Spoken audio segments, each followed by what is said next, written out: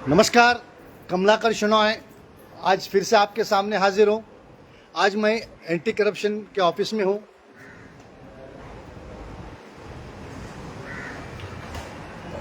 और हमारी आज मुलाकात हुई additional commissioner of anti corruption mister Sandeep Diwan. बहुत ही अच्छी मीटिंग हुई हमारी और हम काफ़ी अच्छे डिस्कशन किए। Almost 90 minutes we were discussing कि इन्वेस्टिगेशन में क्या फ्लॉज होता है और सैंक्शन टू प्रोसिक्यूट जो एंटी करप्शन में 17A के हिसाब से वो करते हैं उसमें कैसे फ्लॉज होता है, उसमें हमारा डिटेल डिस्कशन हुए हैं।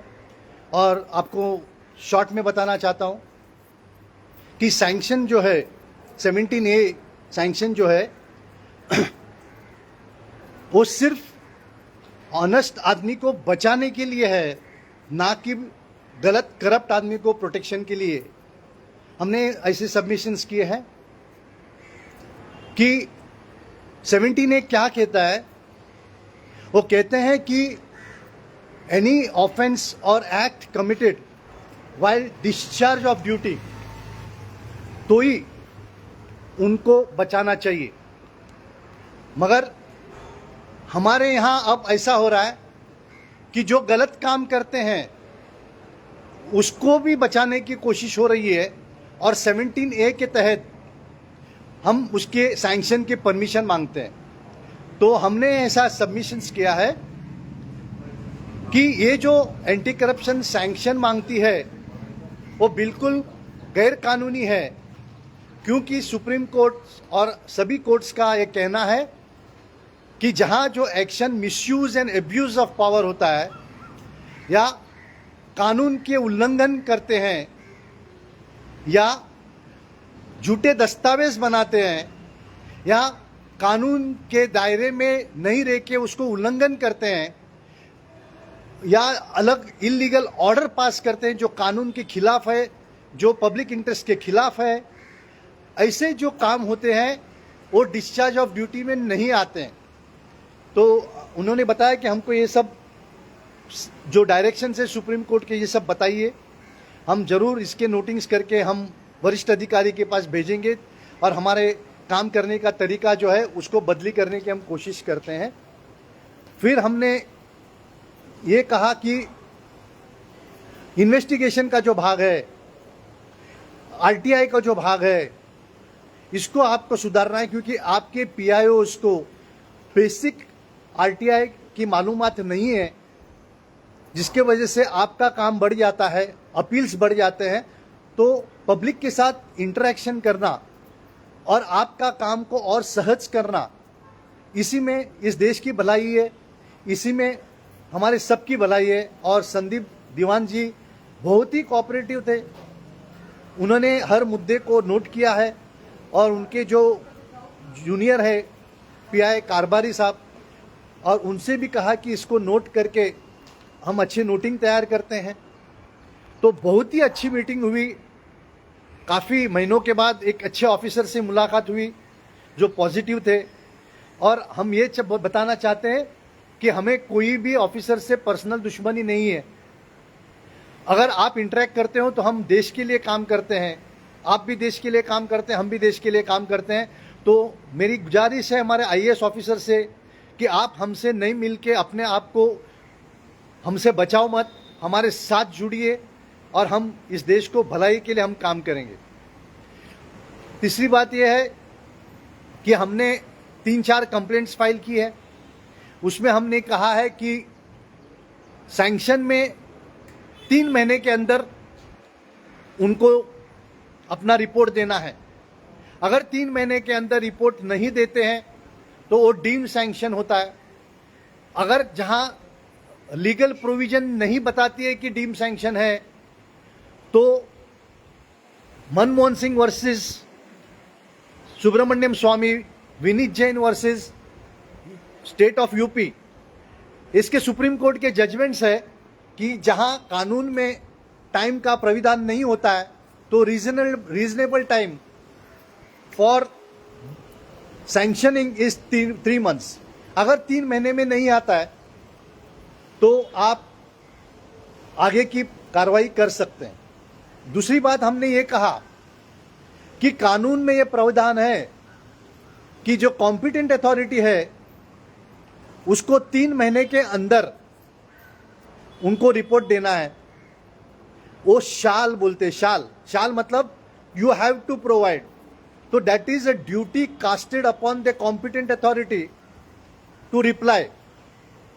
मगर हमारे competent authority mainly BMC, SRA, MHADA, revenue department, इनमें इतनी चोरी लबाड़ी होती है और ऐसे कहते हैं कि ये पैसा जो नीचे वाला भी कमाता है उसको ऊपर तक जाता है।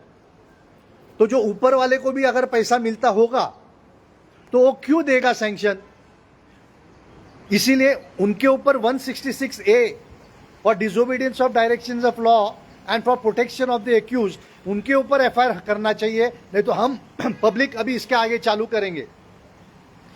तीसरी बात हमने ये बताया कि जबकि कानून कहता है कि डिस्चार्ज ऑफ ड्यूटी में हो तो ही करना चाहिए, तो एंटी करप्शन हर मैटर को सैंक्शन के लिए कैसे बेच सकती है? तो उनको अपना नोटिंग करना पड़ेगा और उस नोटिंग में उनको दिखाना पड़ेगा कि भाई ये जो नोट्स बनाए हैं वो कानून के खिलाफ है, तो वो कैसे ambit of discharge of duty में आता है। ये अगर कानून के खिलाफ है तो कैसे आता है, ये इल्लीगल ऑर्डर है तो कैसे आता है, अगर सर्कुलर इल्लीगल है तो कैसे आता है। ये सभी चीज का उन्होंने रिकॉर्ड्स क्रिएट करना चाहिए और उसमें रीजनिंग और एक्सप्लेनेशन देना चाहिए कि भाई ये चोरी लबाड़ी जो हमारे पब्लिक सर्वेंट ने की है वो डिस्चार्ज ऑफ ड्यूटी में कैसे आता है। जबकि सुप्रीम कोर्ट ने कहा है कि कानून के दायरे में नहीं रहते हुए ऑफिसर का डिस्चार्ज ऑफ ड्यूटी नहीं होती है और उस पर कार्रवाई होनी चाहिए। और salient features of the sanction ये कहता है कि ये जो सैंक्शन है वो चोर उचक्कों के बचाने के लिए नहीं है, वो ऑनेस्ट ऑफिसर्स के लिए बचाने के लिए है। तो ये माध्यम से मैंने उनको ये भी बताया। फिर हमने उनको ये बताया ये जो सैंक्शन का तरीका है वो खुद गलत है, क्योंकि जो ब्रिटिशर्स थे जो हमको लूटने आए थे उसने भी ऐसे गंदे कानून नहीं बनाए। उनका जो सेक्शन 197 का सैंक्शन है या 19 का सैंक्शन है, वो सैंक्शन पुलिस को इन्वेस्टिगेशन करने के बाद, उनके पास सब डॉक्यूमेंट्स आने के बाद, उसके बाद में सैंक्शन की जरूरत है। मगर ब्रिटिशर ने भी पुलिस को पूरी तरह से सहूलत दी थी इन्वेस्टिगेशन करने की।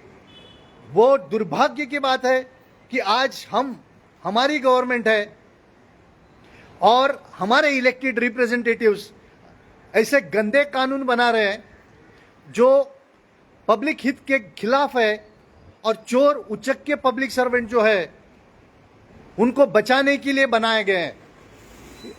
ऐसे कानून बनाने से जो ईमानदार ऑफिसर है वो कभी भी सही तरह से काम नहीं कर सकता और वो बकरा बन जाता है, वो विक्टिम बन जाता है। तो हमारा ये धर्म है, हमारा फर्ज है कि हम हर सिटीजन ऐसे जो गंदे कानून हैं जो आरोपी को बचाने के लिए बनाए हुए हैं उसके खिलाफ आवाज उठाए। उसी तरह से प्रिवेंशन ऑफ करप्शन एक्ट में एक गलत अमेंडमेंट किया गया है जो ब्रिटिशर ने भी नहीं किया है, वो है कि any wrongful loss to others, यानी कि कॉन्ट्रैक्ट दिया गया है और उस कॉन्ट्रैक्ट में दूसरे को फायदा हुआ है, एग्जामिनेशन हॉल में किसी को कॉपी करने दिया है और उसको फायदा हुआ है, तो वो भी आरोपी बनते थे। मगर ये अब जो अमेंडमेंट हुआ है उसमें सिर्फ यही बताया कि वो कंसर्न ऑफिसर को फायदा होगा तो ही पीसी में आता है। ये सबसे गंदी हरकत की है हमारे इलेक्टेड रिप्रेजेंटेटिव्स ने और एक भी आमदार, खासदार, कॉर्पोरेटर इसके खिलाफ आवाज नहीं उठा रहे हैं। इसका मतलब ही ये है कि हम करप्शन की तरफ जा रहे हैं और हमारे मुंबई, महाराष्ट्र को डिस्ट्रक्शन की तरफ लेके जा रहे हैं। और हम जो आज एलेक्ट सिटीजन्स है इसका फर्ज होता है कि ऐसे गंदे कानून के खिलाफ आवाज उठाएं। हमने ये रिप्रेजेंटेशन किया है एंटी करप्शन में और जरूर ये जो हमारे संदीप दीवान साहब है वो बहुत ही मुझे अच्छे आदमी लगे और उन्होंने आश्वासन दी है कि आप एक नोटिंग मुझे हमें दीजिए with all the Supreme Court and High Court judgment and we will consider it कि हम डीजी के साहब के पास उसको रखेंगे। हम लीगल ओपिनियन लेके जो हमारे काम करने का तरीका है उसको सही हिसाब से हम बनाने की कोशिश करते हैं। इसी माध्यम से अगर मैं अकेला हूं तो मैं ये नहीं कर पा रहा हूं, मेरी कहीं ना कहीं इनेबिलिटी होती है कि मैं हर जगह पहुंच नहीं पा रहा हूं। तो मेरी दरखास्त है कि काफ़ी एडवोकेट्स जो जूनियर एडवोकेट्स है या सीनियर एडवोकेट्स है वो हमें मदद कीजिए। काफ़ी लोगों ने मुझे फेसबुक पे भेजा है कि हम आपके साथ काम करना चाहते हैं। थोड़ी ही देर में हम आपको बता देंगे कि हमको कैसे कांटेक्ट किया जाए ताकि आपकी जो सर्विसेज है हम इस देश को बचाने के लिए करप्शन से पूरी तरह से ले लेंगे। तो in all this meeting was fantastic. I salute the additional commissioner of police in anti corruption for his beautiful reception as well as conducting the meeting in a very royal way. I am really proud. मुझे तो ऐसा लगता है कि मैं आज कोई बड़ी इम्तहान पास हुआ हूं और वो जो खुशी महसूस होती है वो खुशी आज मुझे संदीप दीवान साहब से मिलके हुई है। अब इसके आगे भी हमको काम करना पड़ेगा और इसीलिए मुझे आप सबकी मदद रहेगी। मुझे वकीलों से दरखास्त है कि आप जरूर हमको हेल्प कीजिए। हम आपको एक नंबर देते हैं, मिस्टर चेतन त्रिवेदी, आप चाहिए तो लिख लीजिए 8108106100। आप इनको कांटेक्ट कीजिए जो वकील है या जो वकील बनने वाले हैं और हमारे साथ काम करना चाहते हैं, हमारे साथ जुड़ना चाहते हैं। आप जरूर आइए। हम इस देश को जो गंदे कानून है उसके खिलाफ आवाज उठाएंगे, जो अच्छे आईएएस आईपीएस ऑफिसर्स है उनके साथ देंगे और जो दरिंदे जो गद्दार आईएएस ऑफिसर्स है, आईपीएस ऑफिसर्स है, आईआर ऑफिसर्स है या हमारे आमदार खासदार कॉरपोरेटर्स जो गद्दार है उनके खिलाफ हम मुहिम छेड़ेंगे और जो ईमानदार जो आमदार खासदार कॉरपोरेटर है उसके साथ रह के हम इस देश को, इस मुंबई को, इस महाराष्ट्र को करप्शन से बचाने की कोशिश करेंगे। जय हिंद।